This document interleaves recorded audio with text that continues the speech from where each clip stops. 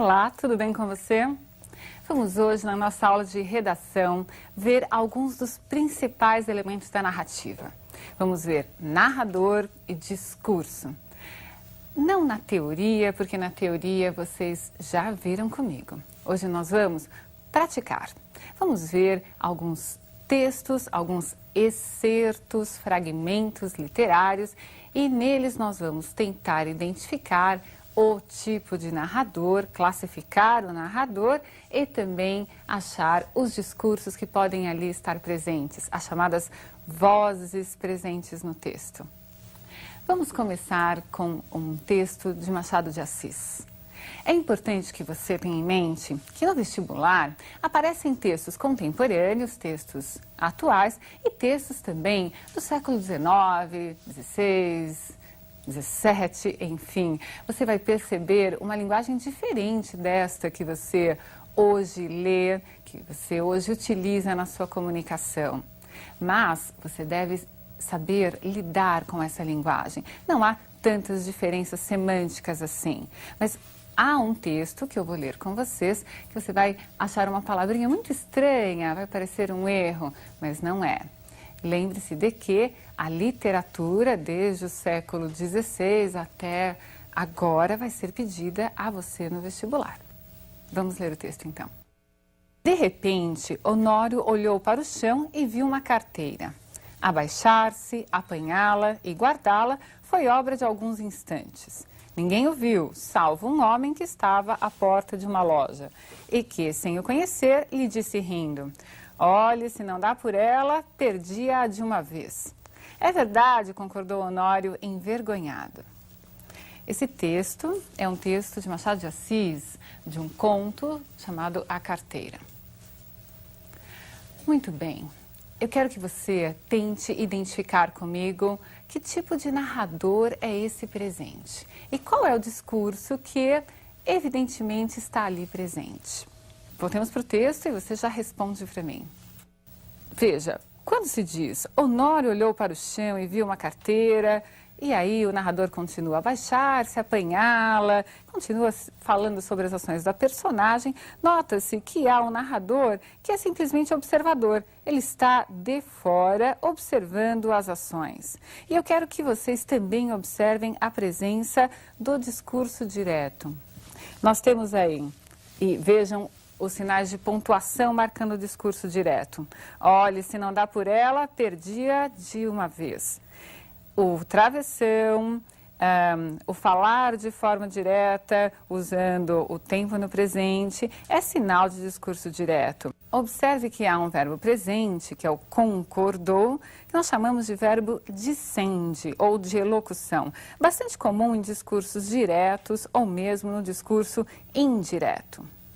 Muito bem, esses verbos de elocução ou verbos dissende indicam quando a personagem vai falar. Então, eu posso dizer, ele respondeu 2 pontos e mostrar a fala direta da personagem, característica então do discurso direto, ou o verbo dissende de elocução pode aparecer no discurso indireto. Eu posso dizer, ela informou-me que neste momento não poderia atender-me. Simplesmente o narrador transmitiu a fala da personagem, usou um verbo de elocução e depois esse verbo de elocução não nos deu a frase de forma direta, a própria personagem falando. Então, comece a observar que nem sempre eles aparecerão, mas eles são sim marca, quando presentes, desse discurso direto ou indireto. Tudo bem? Guardaram os nomes? Então, são verbos dissende, ou chamados declarativos, ou ainda de elocução. Ficou claro?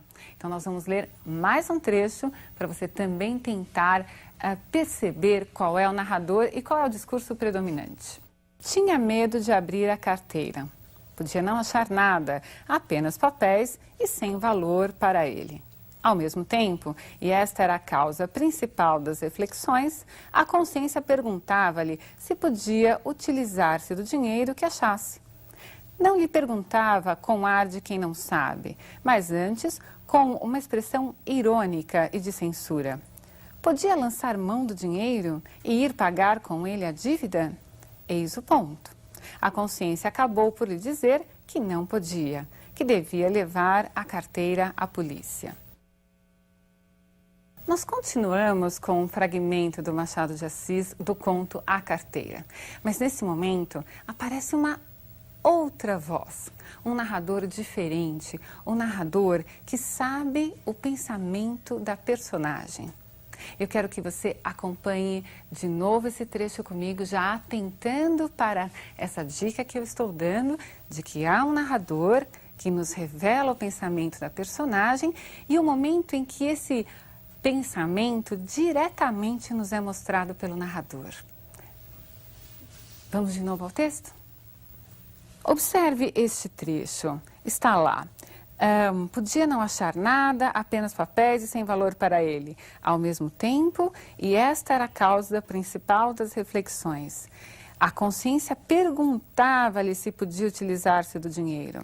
Veja, como é que o narrador sabia o que se passava pela consciência da personagem? Só é possível esse tipo de colocação no texto se o narrador for onisciente, se ele conseguir saber o que se passa dentro da cabeça da personagem. E nesse trecho, podia lançar mão do dinheiro e ir pagar com ele a dívida, o que nós temos é uma reflexão direta da personagem. Só que essa reflexão nos é revelada pelo narrador. Você percebeu, então, o narrador onisciente, que nos revelou de forma direta o pensamento da personagem. Nós vamos ver mais um texto. Nesse texto, nós vamos ver o último tipo de discurso, que ainda não vimos nos outros. Lembre-se, já vimos o discurso direto, a personagem falando, vimos o discurso indireto livre. Qual está faltando? Veja agora no texto.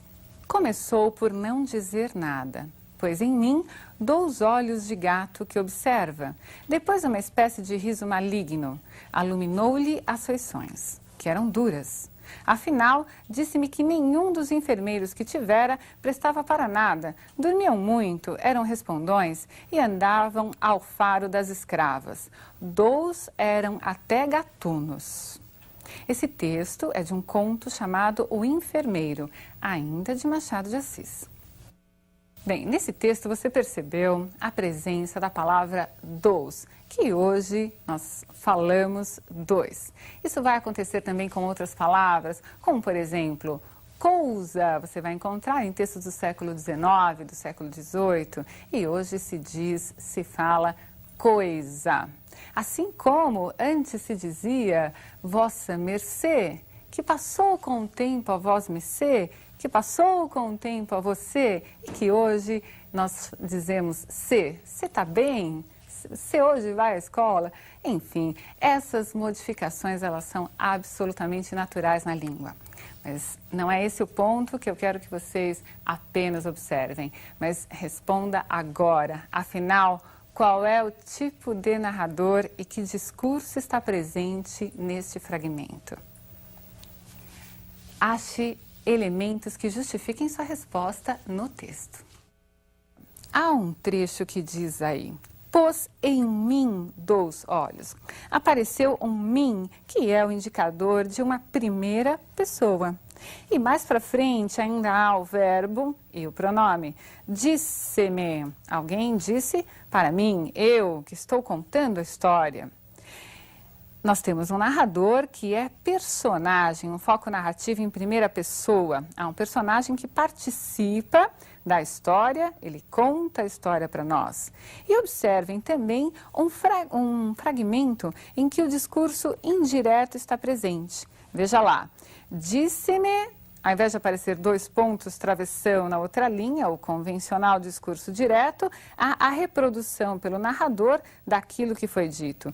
Disse-me que nenhum dos enfermeiros que tivera prestava para nada, dormiam muito, eram respondões e andavam ao faro das escravas. Vocês notaram? Quem disse essas coisas não foi o narrador. Ele contou para nós o que alguém disse para ele. Então, nós achamos aí um exemplo de narrador, personagem e de discurso indireto. Também apareceu um verbo dicende, aquele verbo que vai indicar o que vem depois do discurso, que vai ser anunciado, como eu disse, seja direto ou indireto. E às vezes o verbo dicende vem após o discurso, tanto direto quanto o indireto. Ficou claro? Entendeu? Bom, agora eu quero que você pense em fazer uma narração aí na sua casa. Eu vou fazer uma proposta, vou ler um tema que já apareceu numa grande faculdade, no vestibular de uma universidade muito importante, que você vai tentar desenvolver, prestando atenção àqueles elementos já estudados. A caracterização da personagem, do espaço, do tempo, o narrador, e você vai criar o discurso. Mas veja que nessa proposta há elementos que são já definidos. Esses elementos que são já definidos implicam na sua nota. Se você não os obedecer, você perderá nota quando compuser o seu texto. Então, não deixe de seguir qualquer orientação.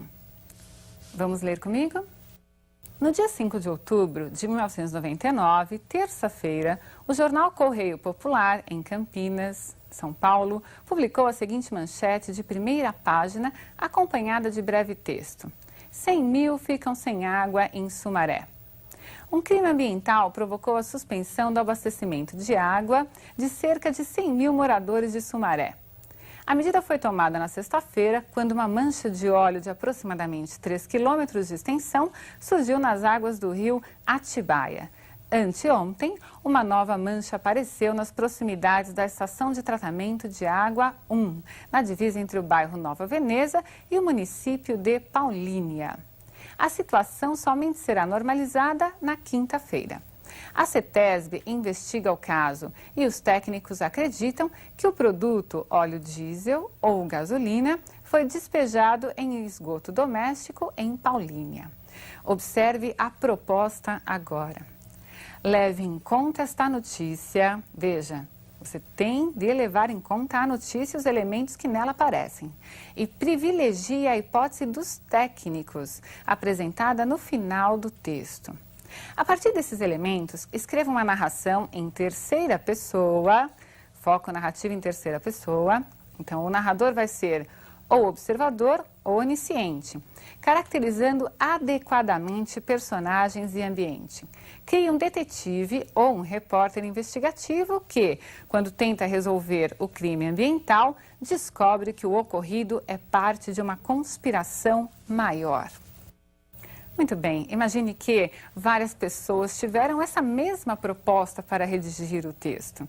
Então, o que vai fazer diferença é a sua criatividade, a originalidade com a qual você trata os elementos já definidos na proposta. Tente aí desenvolver o seu texto. A prática é que vai fazer com que a sua redação cada vez se aprimore mais. Tudo bem? Quero que você treine aí na sua casa para ter um excelente desempenho na sua prova, no seu vestibular. Um grande abraço e até a próxima aula.